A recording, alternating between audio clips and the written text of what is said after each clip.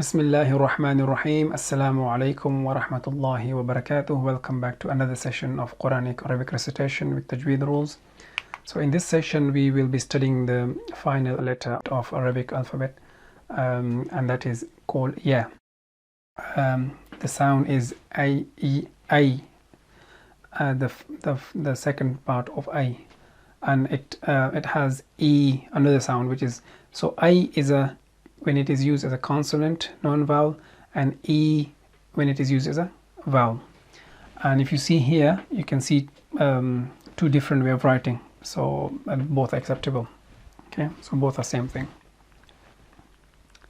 So it is if you write it like this or that one, but mainly you will see like this. So it is pronounced as Ya, and the sounds, there are two sounds. One, if it's a consonant, is I, the second part of I, and if it's vowel, then is E, the second part of E. It's long. It is one of the long vowels. Okay. So it has two articulation points, because it had two different sounds. So it has two different articulation points. So if it is non-mad, so it's again, it's mad, it's not mad, it's non-mad. Which is when it is a consonant, then its articulation point is al-lisan, the tongue, as from the middle of the tongue and the roof of the mouth that lies opposite to that position. Okay, so let me explain the top part first. So this is the middle, making green.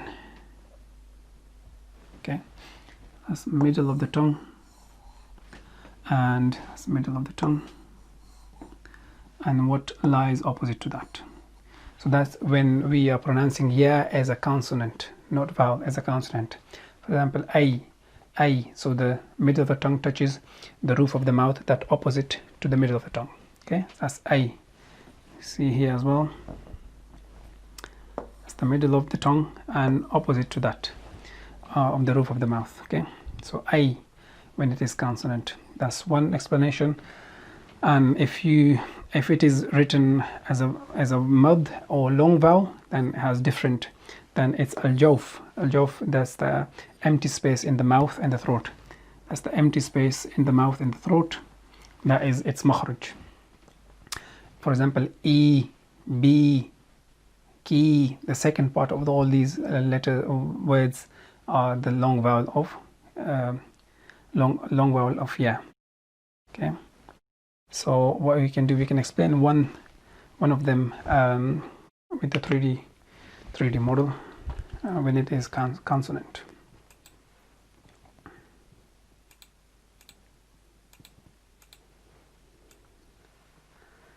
Okay, so that's the middle of the tongue. Okay, that's the roof. Okay. So Ya, when it's consonant, then what is going to happen when we're pronouncing it, then it's the middle of the tongue. Change the color, more clear. So that's the middle of the tongue,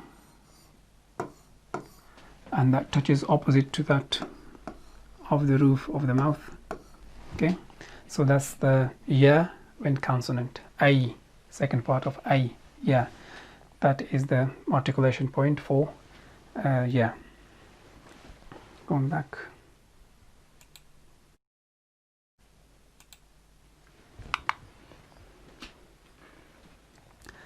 Is it a light or heavy letter? It is one of the light letters, because when we pronounce Ya, so our mouth remains flat. Ya, I, Ya.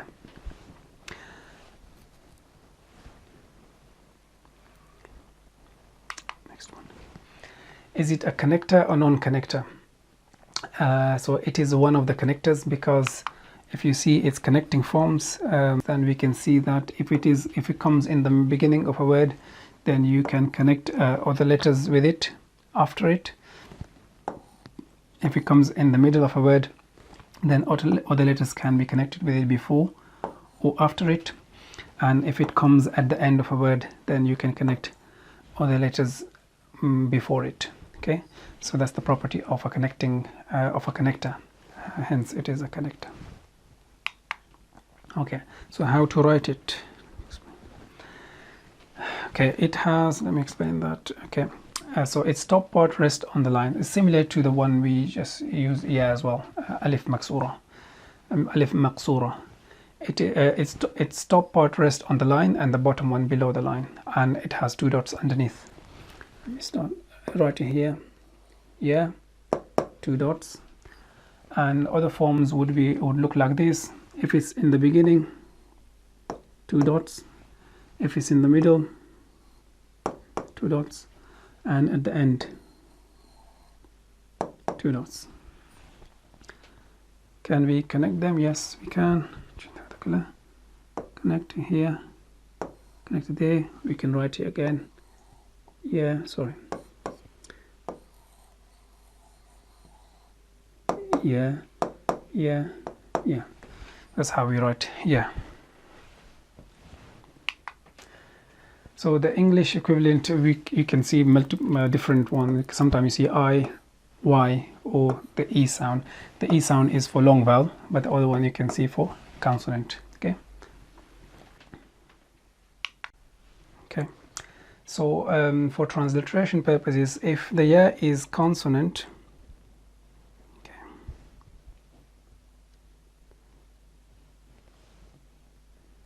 okay, if the ya is consonant, then we use the Y symbol for it. Okay, that's only for consonant. But when the ya is used as a vowel, then we use double E sign for it. So when is ya considered a vowel? Is when the ya before the letter before ya has a kasra. So then this ya will be considered as a vowel. Okay. So this sign is called kasra. Kasra goes under a letter. Fatha goes on top. Kasra goes under. Dhamma goes on top as well. You can see that. And this is called kasra. Okay, sign is called kasra. And if it's only kasra on the letter and not followed by ya, it's only one count. A. For example, hamza kasra A. But if it's followed by ya, ya sukoon, actually there's a hidden sukoon here. We'll explain that in future sessions. So hamza kasra ya sukoon E. So 2 counts. Hamza kasra A and hamza kasra ya sukoon E. 2 counts. Okay, that's the difference between kasra on its own and kasra when it is used with ya sukoon. Okay. There are other signs we haven't mentioned, so I'll just briefly explain those as well. We will discuss that in future sessions. But since this is the last session for Arabic alphabet, for Arabic language, so we will explain that as well briefly. We have already explained the fatha, so that's the fatha sign. Okay, and it is written on top of a word, and it is actually called a short vowel, so that's fatha. And we use alif a for that. Kasra, we just explained that this is a kasra. It is under the letter, and we use I sign for it. And dhamma, this is the sign. This is the sign for dhamma. Okay. So in future lessons, sessions, we will see that when you see double fatha, that becomes fathatain. Okay, it's called, when you have double fatha, it's called fathatain. It causes nunation sound, but we will explain that in future. When you see double kasra underneath a letter, it's called kasratain. And when you see double dhamma above a letter, it's called dhammatain. But the signs, you will see different notation. These all mean the same. Okay, different way of writing dhamma. And when you see when there is no fatha, dhamma, kasra, or fathatain, dhammatain, when you have none of these signs on a letter, then that's called absence of haraka. Absence of haraka is called sukoon. That's called absence of these haraka is called sukoon. So again, you can see different way of writing them. So they all mean the same.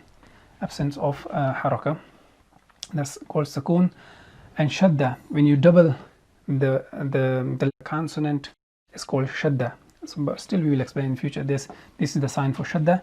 That's the doubling of the consonant, and the other one doubling of vowels. So doubling of vowels, the top three, and then doubling of the consonants called shadda. And the other one is called mad. It's written as mad, but it is mad. Okay, because of the transliteration mim fatha dal mad. So this is the sign of mad. Sometimes you see like this as well. Okay, so different notation, but this is mad. That's actually elongation, prolonging something when it comes on top of something. Okay, so that's a brief explanation of different parts. Okay, this is the end of this session. In next session, what we're going to do is we're going to repeat the last line once or twice, and then the following session would be 10 times, just to give you more practice. Okay, I'll see you in next session inshallah. Until then, assalamu alaikum wa rahmatullahi wa barakatuh.